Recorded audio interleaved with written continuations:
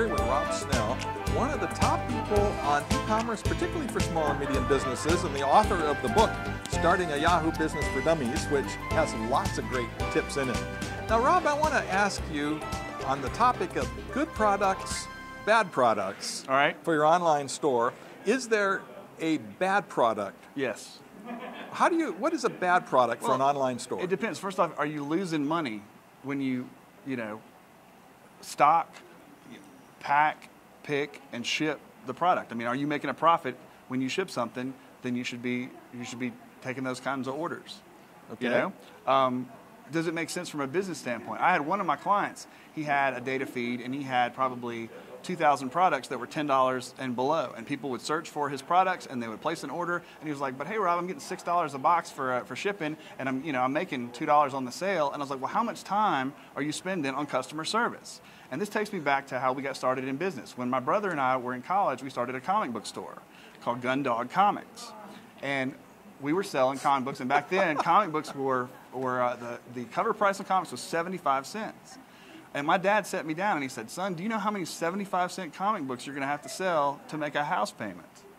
And I was like, I don't know. How much is a mortgage? And he's like, you're going to have to sell a lot. And he's like, and people are going to have to come back and they have to buy lots of comics on a regular basis. And so when we got online, and we were still selling comic books at that point, we learned that it takes the same amount of effort to ship a $20 box as it does to ship a $2,000 box. So if we generalize that into a tip, make sure that your total sales on an order is enough to make you money after picking, packing, and shipping. All your fixed costs. I mean, you need to know what it costs you to ship a box per month. Okay. And so I like to take the rule, if I'm not making net 20 bucks a box, that's not going to cover, I had some friends in our church that were selling phonograph records on eBay, and they got a whole batch of these, like, $1,000 for hundreds of records, but their total sales would be like $3, $6, $7. Right. It killed them. So one is, make sure that you're getting enough in your total sale to make some money. And it's a combination of two things, though. Not just that you're getting enough money, but that you're getting enough profit. Exactly. Because if you're selling a $20 ebook and you have absolutely no cost as far as like making and delivering that ebook, well, then that's all net. Okay. Now, if I'm a complete newbie and I want to sell online, but I don't have a clue to sell online, are there some bad things to sell from just starting out? Absolutely. What should I look for in a product? I will tell you what to avoid first. Okay, all right? You want to avoid things where entrenched retailers have advantages that you would not have until you'd actually been in the business for 10 or 15 years. For example, with our business, we have a lot of relationships with suppliers where we're getting preferential pricing based upon the volume that we're doing as a retailer. But we've been around since 1972, and we've built the business up. If somebody came in new across the street, they're going to start at level 1 pricing. They're not going to get any of the bonuses, and they're going to be competing with us. They'll have to have a higher converting website than ours to be able to stay even with us. So avoid products where larger retailers will have a big advantage over you. Like limited distribution. Things like, if you know that people are buying Sony DVD players and you can't get Sony DVD players, or you can't get them at a price you can sell them for a profit, you need to stay away from those. What are some other things to avoid?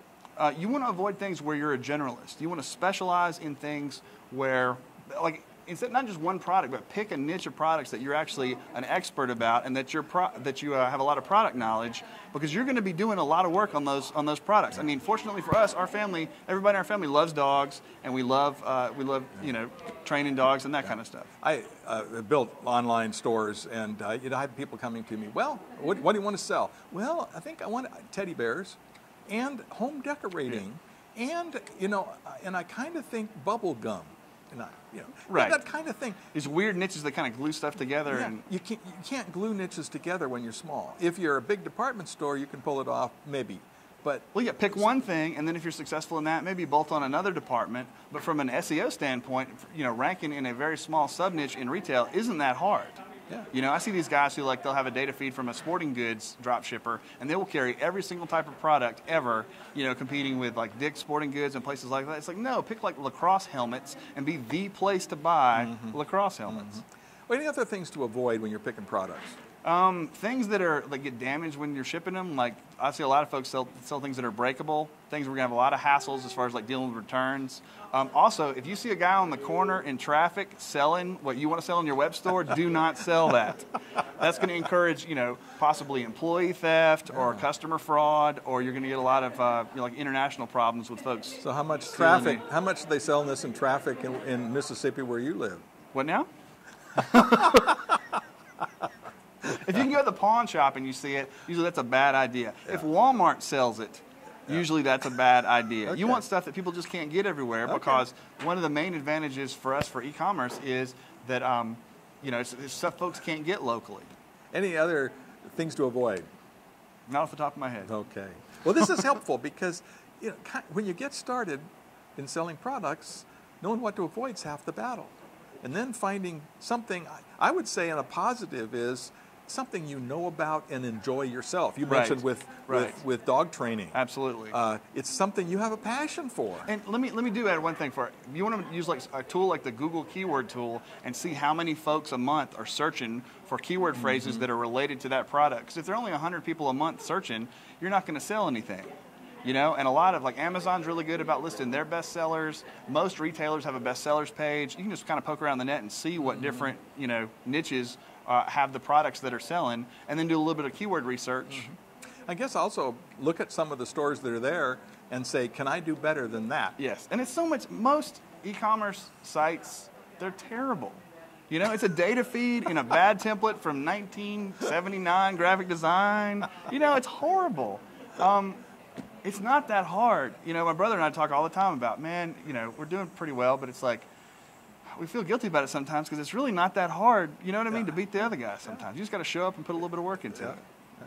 Well, thanks for sharing some of your experience with us. And for those of you who want more, starting your Yahoo Business for Dummies is a great book for lots of tips on a lot of things. Tell me about your business and what you do. Well, robsnell.com is my main website where I've got a lot of content about how to do e-commerce optimization, conversion rate improvement for small businesses, SEO. I've got a lot of free content on there and my mailing list. So if they go to robsnell.com, they get a bunch of free stuff. All right. Thanks so much for sharing with us.